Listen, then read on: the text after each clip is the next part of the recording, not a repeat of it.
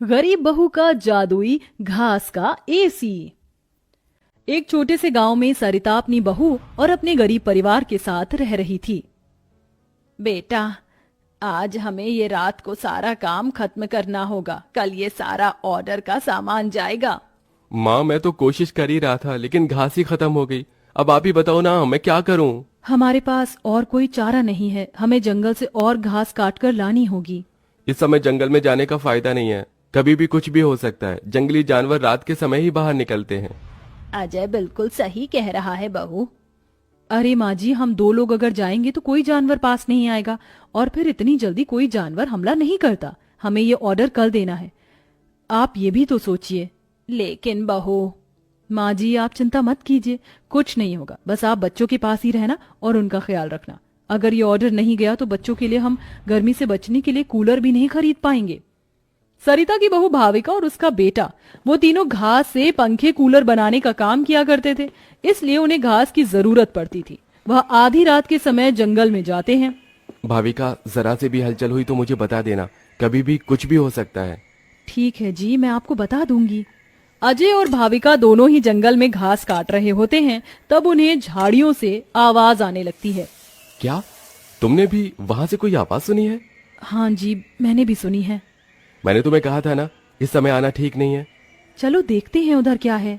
भाविका और अजय झाड़ियों के पास जैसे ही जाते हैं, उन झाड़ियों के पीछे से एक आदमखोर भेड़िया निकलता है। भाविका, भागो यहाँ से, यहाँ पर तो बहुत खतरनाक भेड़िया है। अजय और भाविका दोनों अपनी जान बचाकर भागने लगते हैं। अजय, अब हम लोग क्या करें? कहीं भेड़िए ने हमें खा लिया तो? रुकना मत, बस भागती जाओ। भागते भागते वो दोनों जंगल से किसी तरह बाहर निकल आते हैं और भेड़िया उनका पीछा छोड़ देता है। जान बची तो लाखों पाए, लौट के बुद्धू घर को आए। रास्ते में चलते हुए आधी रात के समय उन्हें गांव के एक कूड़े के ढेर के पास एसी पड़ा हुआ नजर आता है। अरे देखो जी, यहाँ पर एसी पड़ा है। अरे पता नहीं किसका होगा, चलो यहाँ से चलते हैं।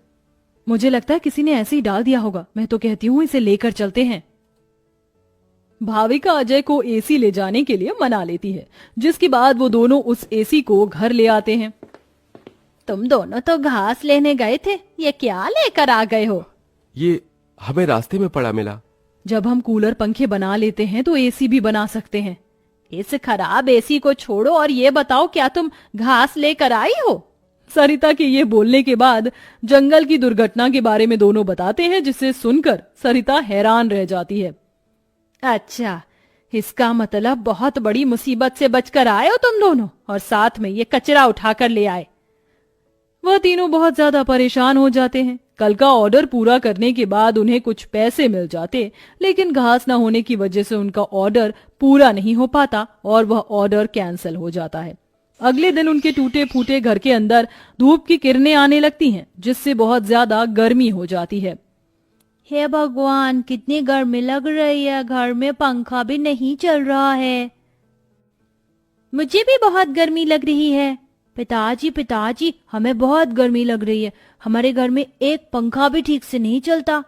बेटा, थोड़ा सा सब्र रखो, कुछ दिनों में मेरे पैसे मुझे मिल जाएंगे तो मैं घर के अंदर एक अच्छा सा पंखा लगवा दूंगा। हमारा वो ऑर्डर तो कैंसिल हो गया, लेकिन सुबह में घास ले आई थी मैं। चलिए गांव वालों के कूलर और पंखे में घास लगा देते हैं, उससे कुछ तो पैसे आएंगे। हाँ, तुमने सही कहा। भाविका और अजय दोनों मिलकर पुराने कूलरों के अंदर घास लगा रहे होते हैं और यहाँ घर में राजू दिशा गर्मी से परेशान हो रहे होते हैं। काश कि हमारे घर में भी कोई एसी होता। तभी दिशा की नजर उसके पिता के लाए हुए एसी के ऊपर पड़ती है। अरे राजू, जरा इसे देखो, लगता है पिताजी हमारे लिए एसी लेकर आए हैं, पर उन्होंने ये एसी अभी तक क्यों नहीं लगाया? क्योंकि ये एसी खराब है, बस इसीलिए। कल रात तुम्हारे माता पिता को यह कूड़े करकट में मिला था। ये सुनने के बाद राजू इस बात से तो खुश होता है कि उसके पिताजी पुराना ही सही, कम से कम एक एसी तो घर पर लेकर आए। कुछ देर बाद वह अपने दोस्तों के पास खेलने चला जाता है। ढोलू ढोलू, कहाँ हो तुम? चलो खेलते हैं।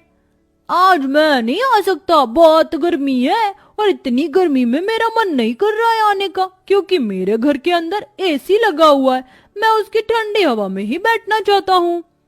क्या कहा? तुम्हारे घर के अंदर भी एसी है? हाँ, और हमारा एसी बहुत अच्छा चलता है, बहुत ठंडा कर देता है घर को।